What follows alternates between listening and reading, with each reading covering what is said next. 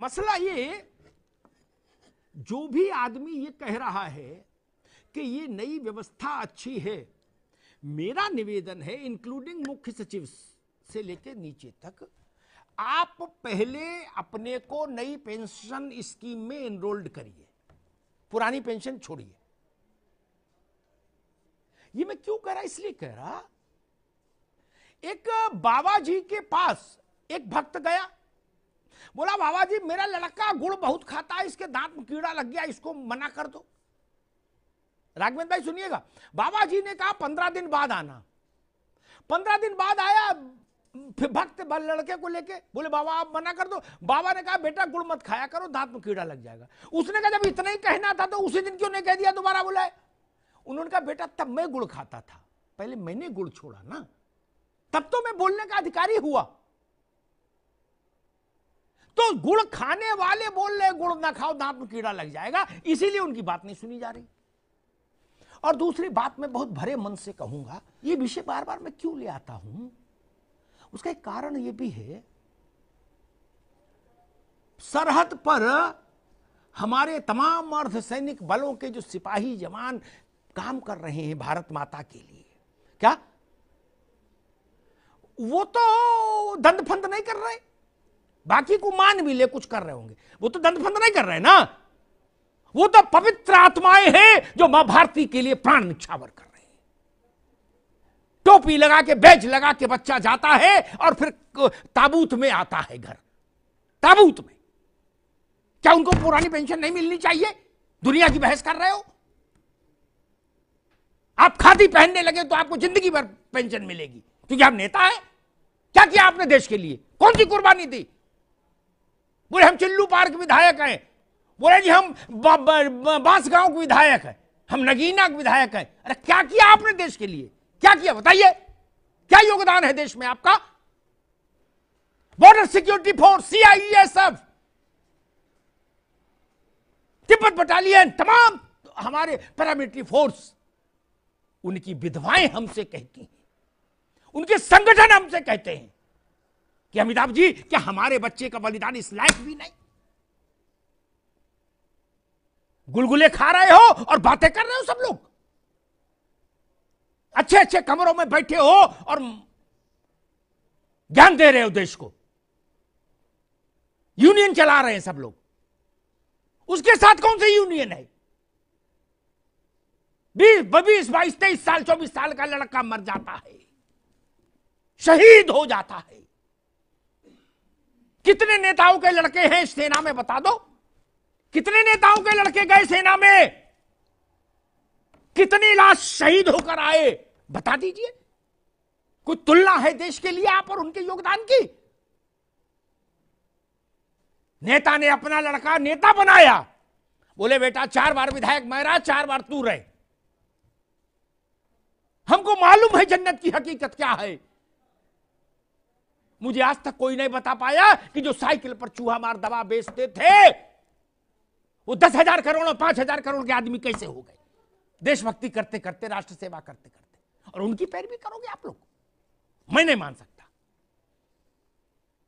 Border पर जो हमारा जवान है, हमारे कलेजे का टुकड़ा है, भारत माता की आंख का तारा है, वो जब लौट कर आता है 4 कंधों पर, उसकी बूढ़ी मां से जाके पूछिए, वो बताएगी ओपीएस और एनपीएस क्या है। यहां ज्ञान दे रहे हैं कि चीफ सेक्रेटरी ने ये कह दिया, फलाने सेक्रेटरी ने। क्या है चीफ सेक्रेटरी?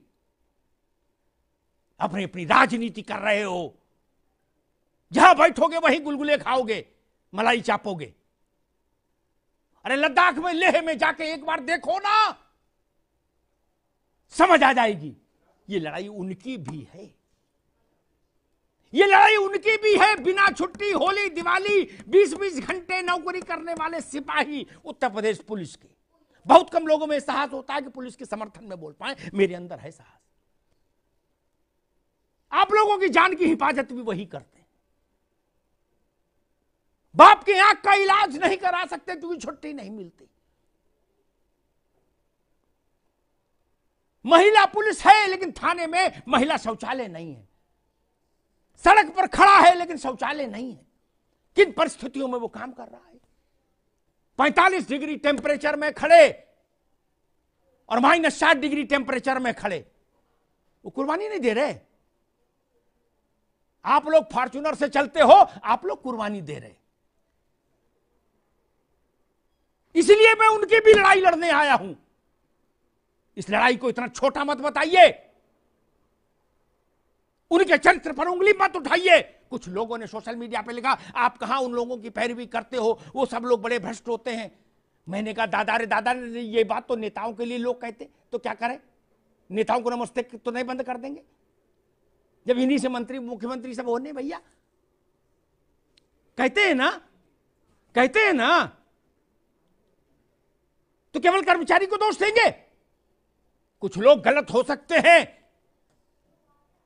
लेकिन उत्तर प्रदेश की पुलिस अगर गलत होती तो ये प्रदेश चलता कैसे? बॉर्डर सिक्योरिटी फोर्सेस पर, बॉर्डर पर जो सिक्योरिटी फोर्सेस हैं, पैरामिलिट्री फोर्सेस हैं हमारी, अगर वो गलत होते तो हमारा बॉर्डर सुरक्षित कैसे? इसलिए गाल बजाने से पहले सोच लीजिए। मैं तिवारी जी से भी कहूंगा, बंधु जी से भी और राजनीतिक मित्रों से भी, आपकी ये बहस, हो सकता कोई 20 साल की विधवा देख रही हो जिसका सुहाग शहीद हो गया हो द्रास में, बटालिक में, कारगिल में, अनंतनाग में। क्या मुंह दिखाओगे उसको? क्या मुंह दिखाओगे? आपके घर में बैठी होती 20 साल की विधवा तो आपको समझ आता। बूढ़ी मां देख रही होगी तो क्या सोचेगी? इसलिए मैंने आज कहा इस विषय पर चर्चा कर लो। आप अपनी छोटी राजनीति करिए, आपको मुबारक, लेकिन देश को बड़े मसलों पर एक राय होना चाहिए, एक मत होना चाहिए।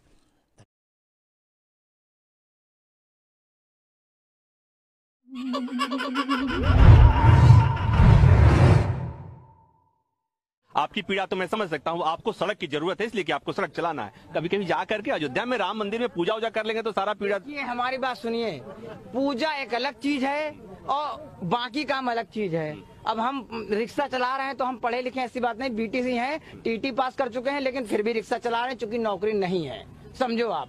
और हमारी जो गवर्नमेंट नौकरी, आप रिक्शा चला रहे हैं? हम तो कम से कम 3 साल से रिक्शा चला रहे हैं। क्यों चला रहे हैं? आपने बीटीसी किया हुआ है, टीटी किया हुआ, फिर क्यों रिक्शा चलाना पड़ा? भैया करें क्या? प्राइवेट नौकरी 5,000 6,000 रुपया करें क्या? अच्छा, जिनको गवर्नमेंट नौकरी मिल गई उसके सीधे अब गवर्नमेंट का नया फंड आया, जितनी भर्ती हो रही है सब कैजुअल में हो रही है। जो भी पेंशन मिलती उनको एनपीएस है।